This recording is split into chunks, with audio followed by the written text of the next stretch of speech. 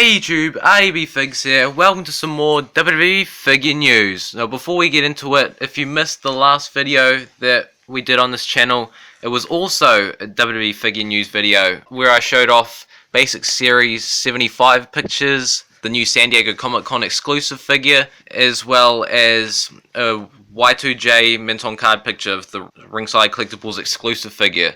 So in today's news, Mattel have recently revealed a lot of new figure pictures of 3 different sets, so there's a lot to cover today. First, I'll be showing you Basic Series 76. We've got John Cena first. Looks like a pretty decent figure. I'm not a fan of the painted on shirts, but I kind of think John Cena is an alright exception because he wears his shirt quite a lot. His shirts are symbolic. It's accurate because he wears a shirt. But the shorts either should have had a painted on white belt or they should have been camo coloured. But still alright, we can look past the shorts. Next we've got The Rock. I'm not a fan of this because The Rock has never worn that t-shirt at a WWE event. That's the only reason why I don't like it. But I still see a lot of people buying it. Just probably parents or grandparents that want to get a present for their kids that don't know what they're buying. Next, Sami Zayn. This one looks decent. It doesn't feel like long ago since we got a Sami Zayn. The head looks alright. It's definitely an improvement from the last one. The tights, good design, but I don't see why they had to add elbow pads, because he's not worn elbow pads for years now, but they're still including them with the figures. Good figure though, it's easy to fix.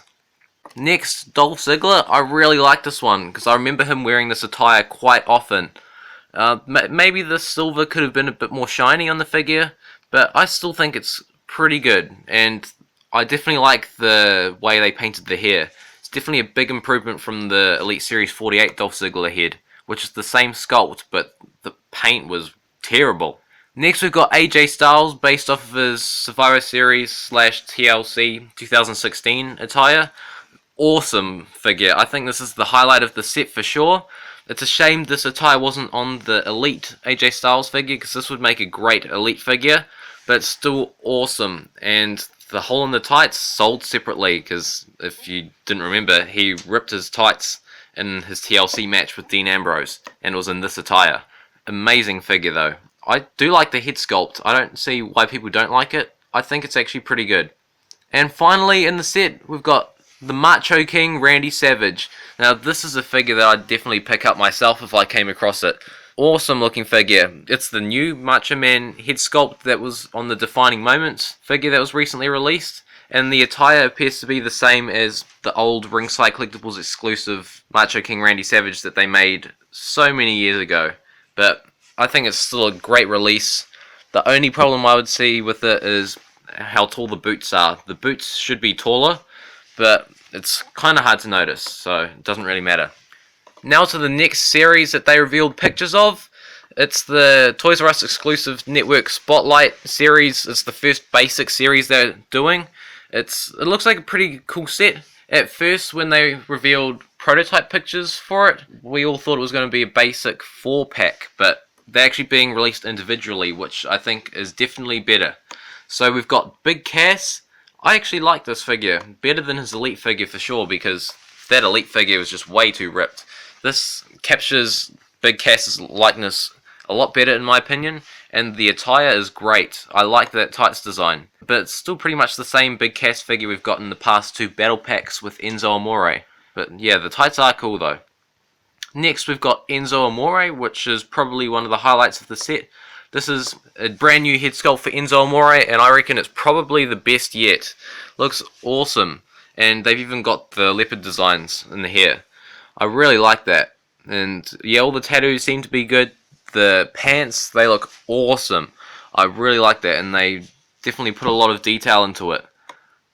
Next we've got Sting. This is probably my favourite one out of the set. Awesome looking figure. This is before I was born when he wore this, so I wouldn't have a clue when he wore this. I'd say probably early 90s or late 80s. Very cool looking, and I really like the American Stings that they have released so far. And finally, we've got Brock Lesnar, who is probably the disappointment of the set just because of the shirt that's painted on.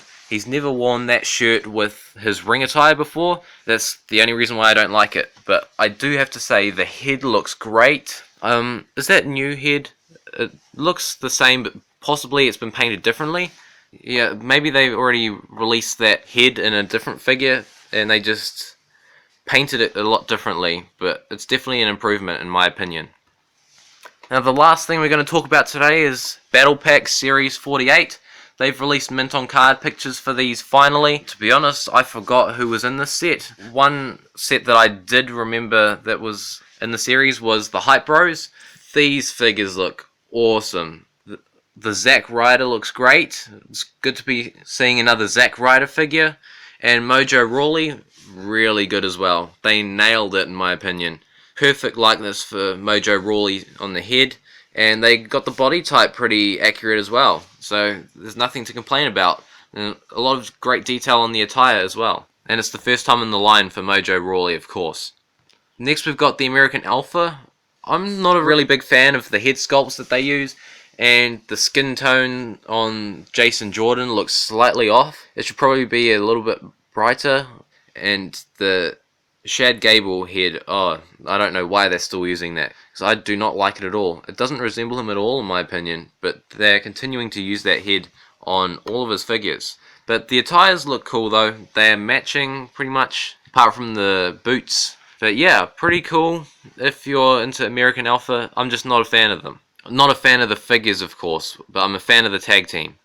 And finally, definitely my favourite one in this set is Shawn Michaels and Diesel from their WrestleMania 11 match. They look awesome. The Diesel figure looks like it's in the same attire as his Elite Series 16 figure.